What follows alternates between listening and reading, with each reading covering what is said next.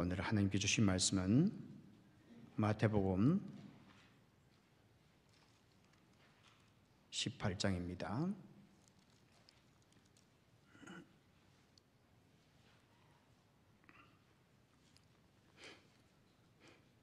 마태복음 18장, 제 성경으로 신약 29페이지입니다. EBC 29페이지.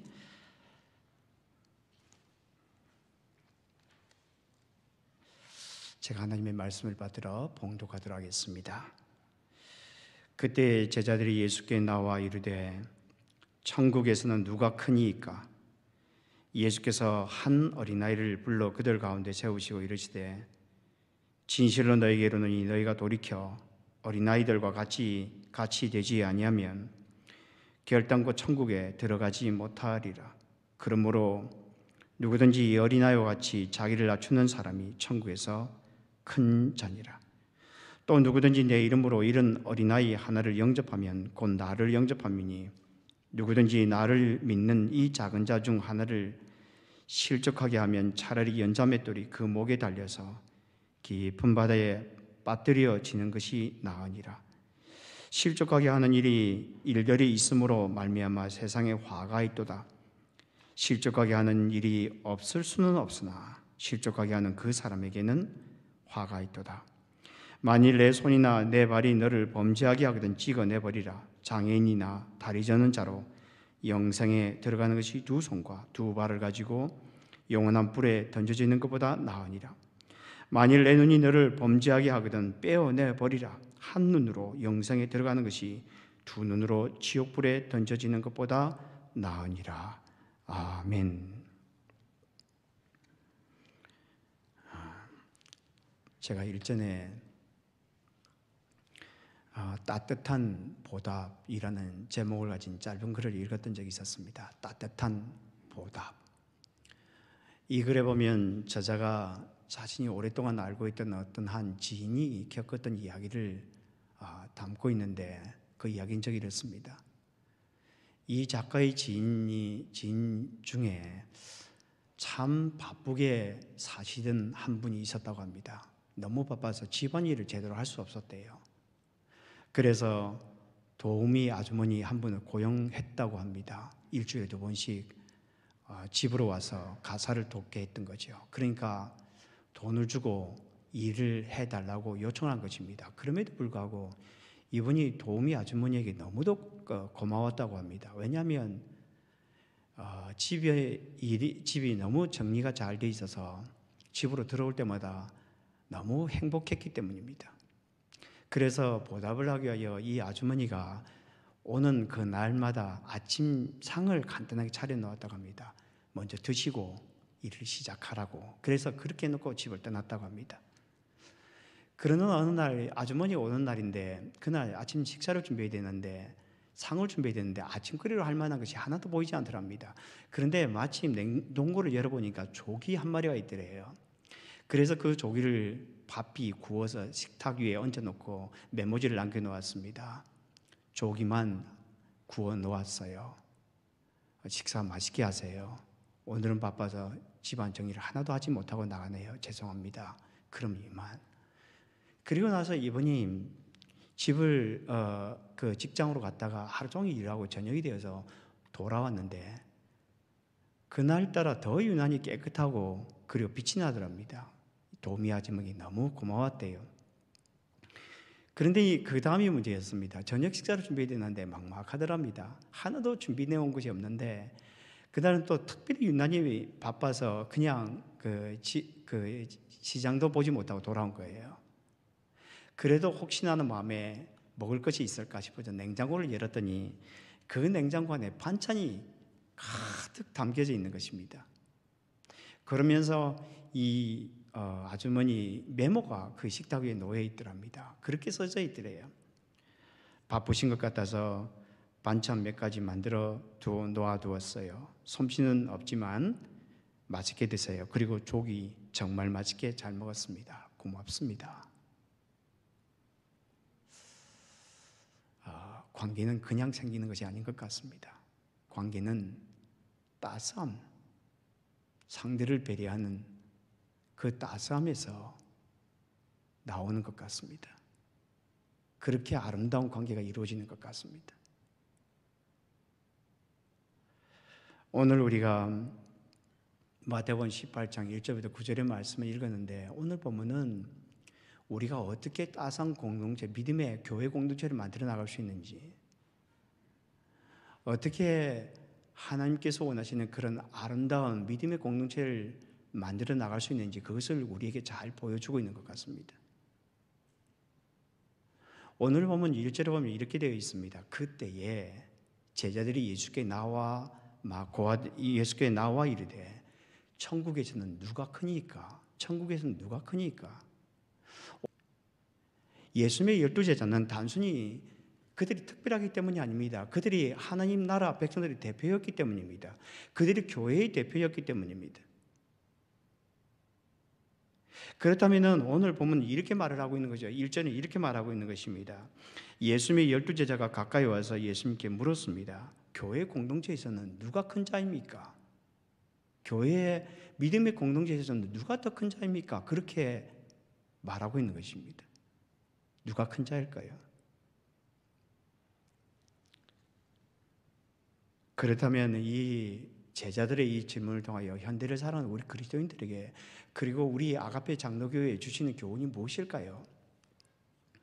첫째로 우리가 기억해야 될 단어는 무엇인가 하면 믿음입니다. 예수 그리스도를 믿는 자가 진짜 큰 자라는 것입니다. 왜냐하면 예수 그리스도를 믿는 자가 진짜 낮아지는 삶을 살아갈 수 있기 때문입니다. 그래서 진짜 큰 자라는 거예요. 예수 그리스도를 믿는 자가 말입니다. 오늘 보면 1절을 다시 한번 더 읽어보면 이렇게 되어 있습니다. 그때에 제자들이 예수께 나와 이르되 천국에서는 누가 크니까? 여기서 누가 크니까라고 질문하고 있는데, 사실은 그 원문에 보면 누가 더 큰 자입니까? 비교를 하고 있는 것입니다.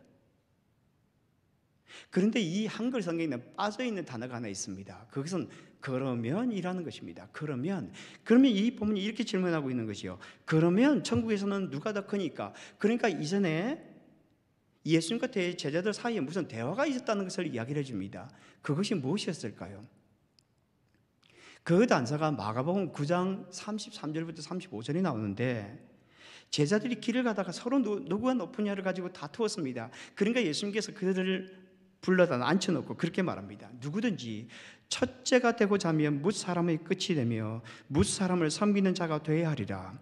그런데 그 말을 들은 제자들이 또 질문합니다. 그러면 천국에서는 누가 큰 자입니까? 더 큰 자입니까? 라고 그렇게 묻고 있는 것입니다. 아니, 그 자리에서 지금 예수님께서 말씀하시죠. 첫째가 되고자 하면 뭇사람은 끝이 되어야 되고 뭇사람을 섬기는 자가 되어야 하리라. 그 말씀을 듣고서도 그 자리에서 바로 또 묻습니다. 그러면 천국에서 누가 큰 자입니까? 왜 그럴까요? 왜 제자들이 이런 모습을 가질까요? 그들이 누구인지 몰랐기 때문입니다. 예수 그리스도가 바로 천국이고, 예수 그리스도가 계신 곳이 바로 하나님의 나라이고, 그래서 예수 그리스도 믿는 자가 그런 삶을 살아가게 되어 있다라고 하는 것을 예수께서 보여주시는데, 그들이 누구인지를 몰랐던 것입니다. 사람은 자기가 누구인지를 정확하게 알아야 됩니다. 그래서 어쩌면 우리는 평생 동안 내가 누구인지 알려고 평생 지나간지도 모릅니다. 여러분, 목사라도 마찬가지입니다. 목사도 지나가면 가끔 그런 생각해요. 목사로 안수를 받았지만 진짜 목사가 가는 것은 평생 그렇게 되어갑니다. 그 말은 다른 말로 한다면 목사를 하라 하면서 내가 이것을 해야 되는구나, 그것을 알게 된다는 겁니다. 여러분, 장로님도 마찬가지입니다. 장로 안수 받았다고 해서 장로가 되는 게 아닙니다. 사실은 평생 동안 장로가 되어가는 거예요. 그러면서 그렇구나, 장로는 이렇게 이것을 하는 사람이구나, 이걸 깨닫는 겁니다. 평생 동안. 여러분, 아버지 어머니도 마찬가지잖아요. 여러분, 우리가 결혼했다고 자녀가 있다고 아버지가 됩니까? 평생 동안 아버지가 되어가는 거예요. 아버지가 된다는 것은 그렇구나, 아버지는 이런 일을 하는 사람이구나 하는 것을 알게 된다는 겁니다. 그래서 자기를 안다는 것이 너무너무 중요해요. 그런데 여기 보면 어째서 그때에라는 말로 시작하고 있을까요? 그것은 낮아짐의 삶이 말이 아니라는 겁니다. 낮아짐의 삶이라는 것은 이론이 아니라는 거예요. 낮아짐의 삶은 삶 그 자체라는 거예요. 여기 보면은 이렇게 이야기하고 있죠. 그때에 제자들이 예수께 나와 이르되, 이렇게 이야기합니다. 이 그때라는 것은 헬라어로 호라라고 하는데, 이 호라라는 이 단어가 참 독특한 단어예요. 이 단어는 하나님의 시간을 가리킬 때 주로 사용되었습니다. 그러면 예수 그리스도에게 있어서 하나님의 시간은 무엇일까요? 하나님의 시간은 언제나 예수 그리스도의 죽으심과 관련이 되어 있었습니다. 그래서 7장 그 앞부분에 보면 예수께서 예수 그리스도의 일에 대해 이야기를 하고 있습니다. 그렇다면 이 본문의 그때라고 하는 것은 예수 그리스도가 죽을 때가 되었고, 십자가 못 박힐 때가 되었고, 그리고 예수 그리스도께서 3일 만에 살아날 때가 되었다, 그때라고 우리 말씀하시는 거예요. 그러니까 예수 그리스도께서 자기의 삶을 통하여 그것을 보여주신 것이에요. 여러분, 섬기는 삶이 무엇일까요? 낮아짐의 삶이 무엇일까요? 낮아짐의 삶은 살아봐야 합니다. 낮아짐의 삶은 살아봐야 합니다. 살아보지 않으면 절대 경험할 수 없습니다. 예수님께서 그걸 그렇게 말씀해 주시잖아요. 여러분, 마가복음 10장을 보십시오. 야고보와 요한이 예수님께 왔습니다. 선생님, 우리가 무엇을 구하는 바가 무엇인지 우리에게 들어주시기를 원합니다. 너희에게 무엇을 주기를 원하느냐? 우리에게 주께서 영광 가운데 임하시게 되면 하나는 우편에, 하나는 저희들, 하나는 우편에, 하나는 좌편에 앉게 해주십시오. 그때 예수님께서 이렇게 말씀하십니다. 내 좌우편에 앉는 것은 내가 줄 것이 아니라 누구를 위하여 준비되었든지 그들이 얻을 것이니라. 그들이 얻을 것이니라. 그러면서 예수님께서 이렇게 말씀하십니다. 너희 중에 누구든지 크고자 하는 자는 너희를 섬기는 자가 되고, 너희 중에 누구든지 으뜸이 되고자 하는 자는 모든 사람의 종이 되어야 하리라. 인자의 온 것은 섬김을 받으려 함이 아니라 도리어 섬기려 하고 많은 사람의 종이 되려 함이니라. 대성물로 주려 함이니라. 혹시 우리들 가운데 천국의 기쁨을 경험하며 살아가기를 원하는 분들이 있습니까? 섬기며 사십시오. 여러분, 코비드 때에 우리는 이런저런 상황들을 생각합니다. 그런데 여러분, 원리는 똑같습니다. 원리는 똑같습니다. 우리가 주께서 말씀하시는 그 원리를 따라 살아가게 되면 아무리 환경 속이 어려워도 살아갈 수 있어요.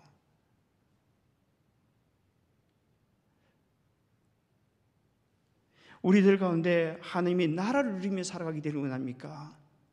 이 코비드 상황 속에서도 하나님의 나라가 무엇인지를 알게 되기를 원하십니까? 여러분, 낮아지는 삶을 살게 되기를 바랍니다. 그러면 하나님의 나라가 무엇인지를 알게 됩니다.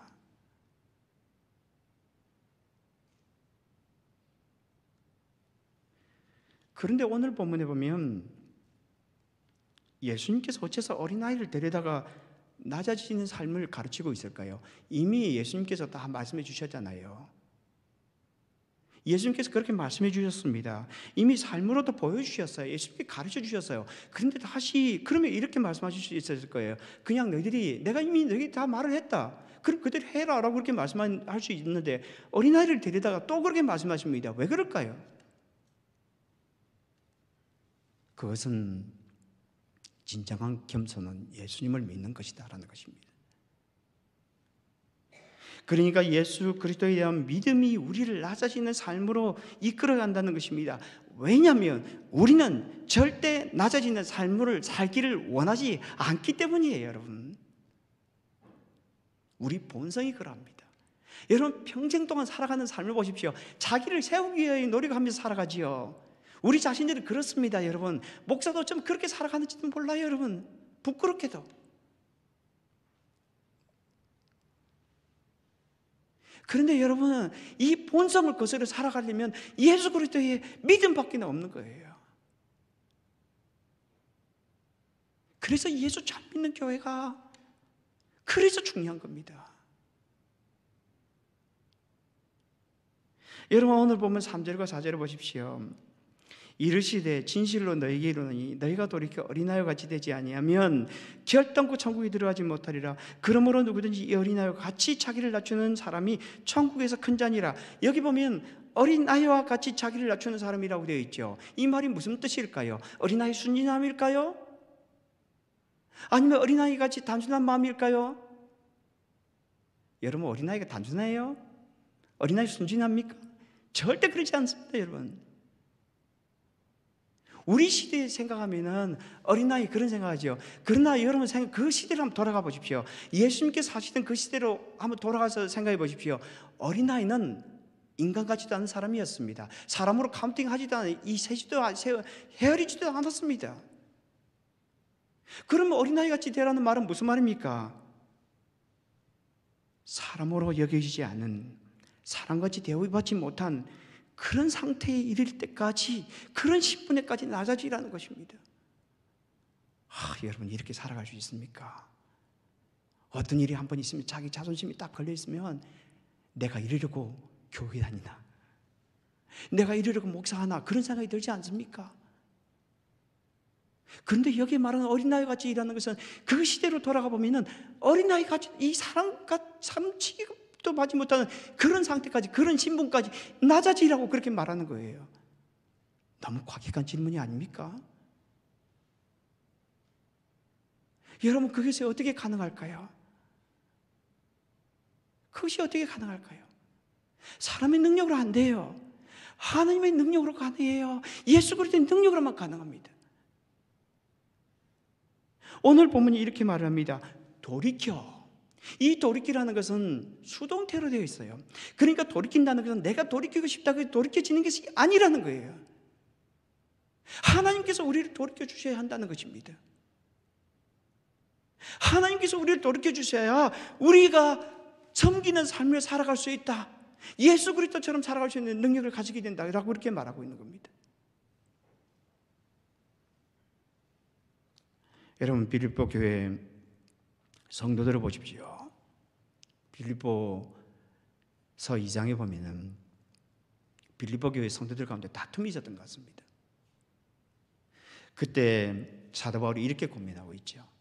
아무 일이든지 다툼이나 허영으로 하지 말고 오직 겸손한 마음으로 각각 자기보다 남을 낮게 여기고 각각 자기 일을 돌아볼 뿐더러 또한 각각 다른 사람들의 일을 돌보아 나의 기쁨을 충만하게 하라. 그러면서 사도 바울이 이렇게 말합니다. 너희 안에 이 마음을 품으라. 꼭 그리스도 예수의 마음이니. 너희 안에 이 마음을 품으라. 꼭 그리스도 예수의 마음이니. 그는 근본 하나님의 본체시나 하나님과 동등함을 취할 것을 여기지 아니하시고 자기를 낮추어 종의 형체를 가사 십자가에 죽기까지 낮추었으니.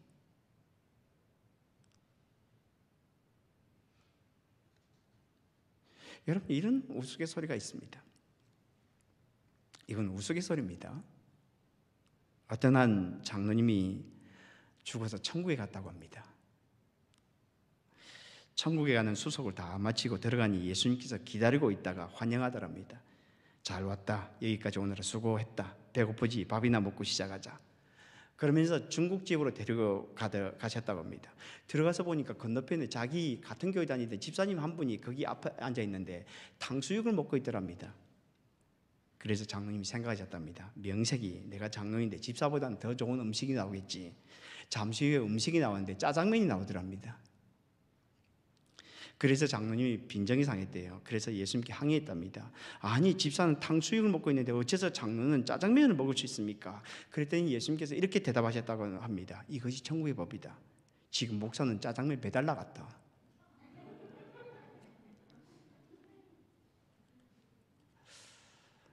이것이 천국의 법이에요.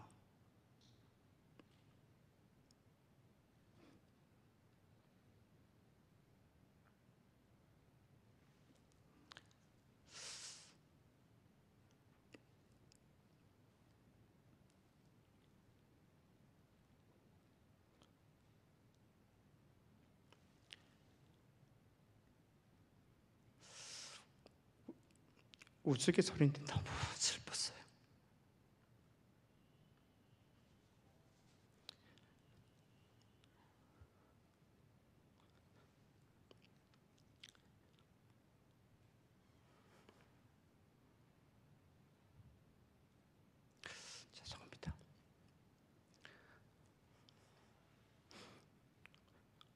어쩌면 목사로서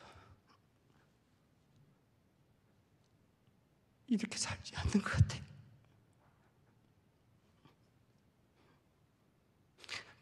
평생 존경받고 싶어서 사는지도 모르겠어.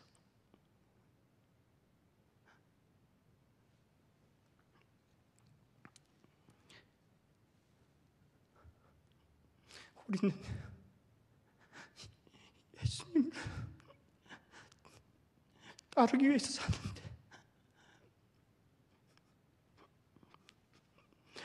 존경받고 싶어서 사는 것이 우리 인생이 아닌가.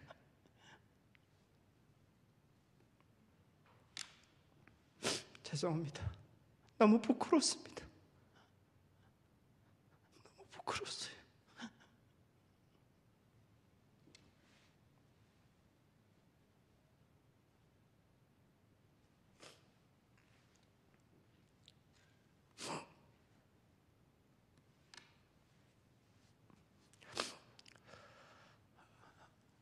참 부끄러웠습니다. 이 말씀이 제가 이 유머를 듣는데 너무 부끄러웠어요.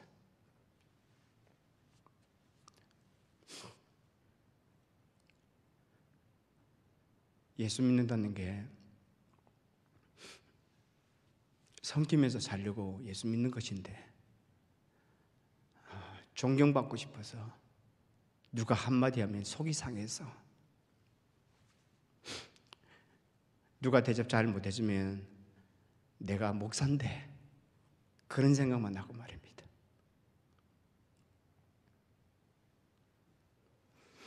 우리가 첫째 기억해야 될 것은 믿음이에요. 예수님에 대한 믿음입니다. 예수님을 진짜 겸손은 예수님을 믿는 자입니다. 그래서 예수를 믿지 않으면, 진짜 예수님을 믿지 않으면 시도 흉내내지 못합니다. 그러면 우리가 흔히 생각할 때 세상에서 하는 것처럼 그렇게 할 수도 있지 않나, 그런 사람이 수두룩하지 않느냐. 여러분, 본성을 그대로 살아나가는 사람은 별로 없어요.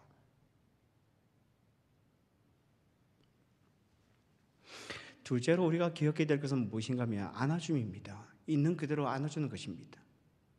있는 그대로 안아주는 것입니다. 오늘 보면 5절에 보면 이렇게 되어 있죠. 누구든지 또 누구든지 내 이름으로 이런 어린아이를 영접하면 곧 나를 영접함이니. 여기 보면 영접이라는 말이 두 번이나 나오고 있는데 이 단어는 항상 대부분 중간대로서 사용됩니다. 이 중간대로 사용될 때 이 의미는 단순히 영접한다라는 그런 뜻이 의미 이상해요. 그 안에는 안아줌이라는 뜻을 가지고 있습니다. 그래서 시므온이 예수님을 보았을 때 그를 안아주었다고 하는데 사실은 그 원문은 그 뜻은 원래 여기에 영접하였다라는 뜻이에요. 그래서 여기에 사실은 이 말씀을 이야기하는 것이 영접해주라는 뜻보다는 그를 안아주라는 말이 더 강합니다. 그러니까 이렇게 말하는 거예요. 혹시 너희들 가운데 사람처럼 취급받지 못하는 그런 존재가 있다면, 사람 대접을 받지 못하는 사람이 있다면, 어린아이 같은 사람이 있다면 그 사람을 영접해야 된다. 그 사람을 안아줘야 된다. 그렇게 이야기를 하고 있는 겁니다. 그래야 교회가 교회답게 되는 거예요. 여러분, 우리 흔히 그렇게 생각하죠. 교회 오게 되면 내가 아는 사람만 알려고 해요. 내가 아는 사람만 알려고 해요. 제가 그런 이야기를 참 많이 들었어요. 이번에 공동회의 하는데 나는 잘 모른대요. 나는 잘 모른대요. 여러분, 그런 이 공동체 안에 내 눈에 안 띄는 사람이 정말 하나님께서 우리가 정말 안아주기로, 안고 살아가게 되기를 원하는 분들이에요.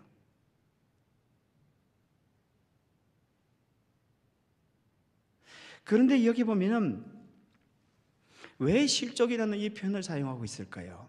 6절부터 이 9절 사이에 보면 실족이라는 이 표현이 4번이나 나오고 있습니다. 4번이나 나오고 있어요. 왜 실족이라는 표현을 사용하고 있을까요?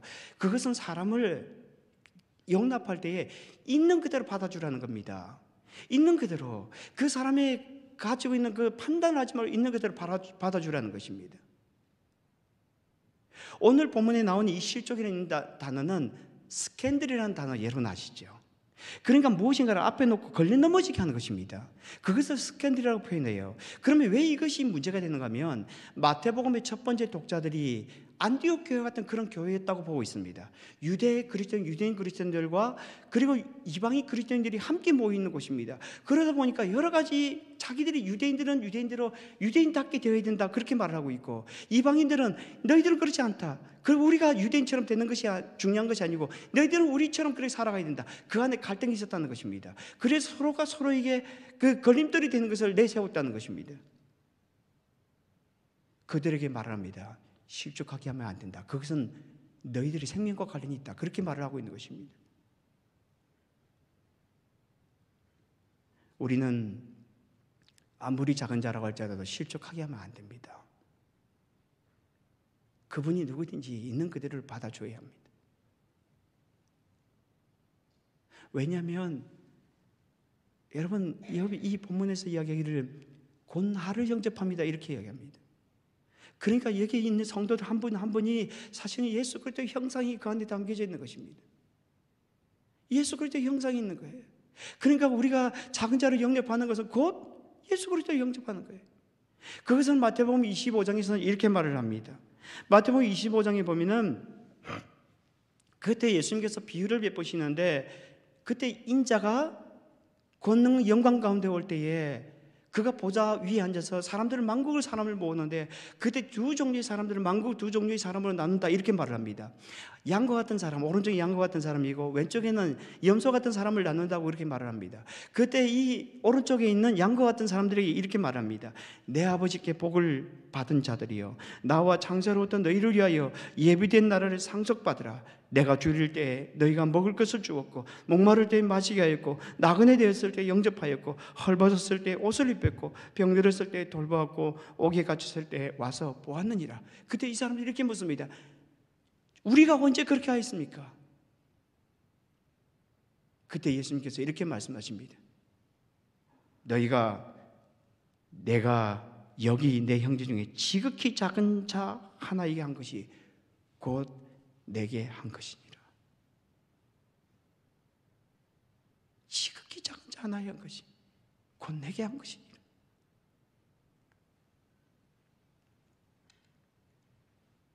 한번 눈을 들어서 한번 살펴보십시다.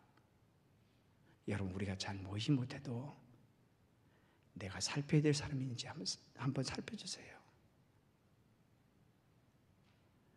혹시 재정적으로 도움이 필요하면 교회 요청을 하세요. 괜찮습니다, 여러분. 보시고 꼭 필요하다고 생각하면 도움을 요청하세요. 교회가 준비되어 있습니다.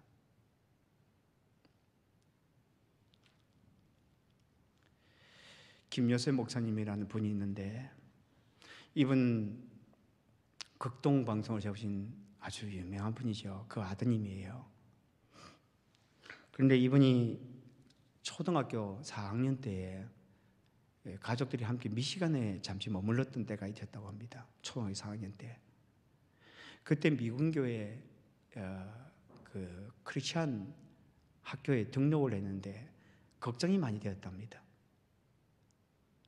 그 생각 속에 학교 가면 아이들이 놀리지는 않을까? 나하고 얼굴색이 비슷하기 때문에 나는 나를 놀리지는 않을 것이다. 그런데 내가 이 영어 공부를 따라갈 수 있을까? 왜냐하면 어머니에게 영어를 배우긴 했지만 영어로 한 번도 공부를 해본 적이 없었기 때문입니다. 그런데 첫날 갔는데 첫 수업이 스펠링 수업이었다고 해요. 아이들 하나하나 이렇게 이야기를 하는데, 그때 자기는 이 요셉 목사님은 아는 것이 하나도 없더랍니다. 그때. 그래서 막 이를 어떡하나 쥐구멍이라도 찾아서 들어가고 싶어 하는데, 그때 갑자기 선생님이 그를 불러냈답니다. 김요셉 앞으로 나와봐. 그러더니만은 그 선생님이 그렇게 말씀하셨답니다. 너희들 이야기했지, 한국에서 온다는 선교사님 자녀 말이야. 얘가 바로 그 요셉이야. 요셉이는 한국이라는 곳에서 태어나서 우리와 전혀 다른 말을 배우며 자라나서 한국어를 아주 잘한단다. 요셉아, 선생님의 이름을 한국어로 써줄래? 선생님의 이름은 샤프야. 그렇게 이야기를 했습니다. 한국에서 자랐으니까 뭐 식은 죽먹기죠. 그래서 이름을 썼습니다. 그랬더니만은 선생님이 아이들에게 이렇게 말했다고 합니다. 얘들아, 요셉이 한국말을 참 잘하지. 너희들 선교사가 되려면 다른 나라 말을 이렇게 잘해야 하는 거야. 그때 이 김요셉 목사님의 마음에 이런 생각이 들더랍니다. 환하고 고운 빛이 내 안 어딘가에 숨어있는 어둠을 몰아내었습니다. 그날의 일은 혼혈아로서 늘 열등감에 시달려온 내게 있는 모습 그대로가 아름답다는 강력한 메시지를 심어 주었습니다. 있는 모습 그대로가 말입니다. 여러분, 바꾸어서 사람을 받아주면 그 사람이 변할 거라고 생각이 들지요. 안 변하더라고요. 사람은 절대 사람이 바꿀 수가 없습니다. 있는 모습 그대로 받아줘야 하는 것입니다. 있는 모습 그대로. 그러면 하나님께서 역사하십니다. 지난주에 제가 이 찬송을 제가 많이 들었는데 그 찬송이 이렇습니다. 이런 교회 되게 하소서. 그 가사가 이렇습니다.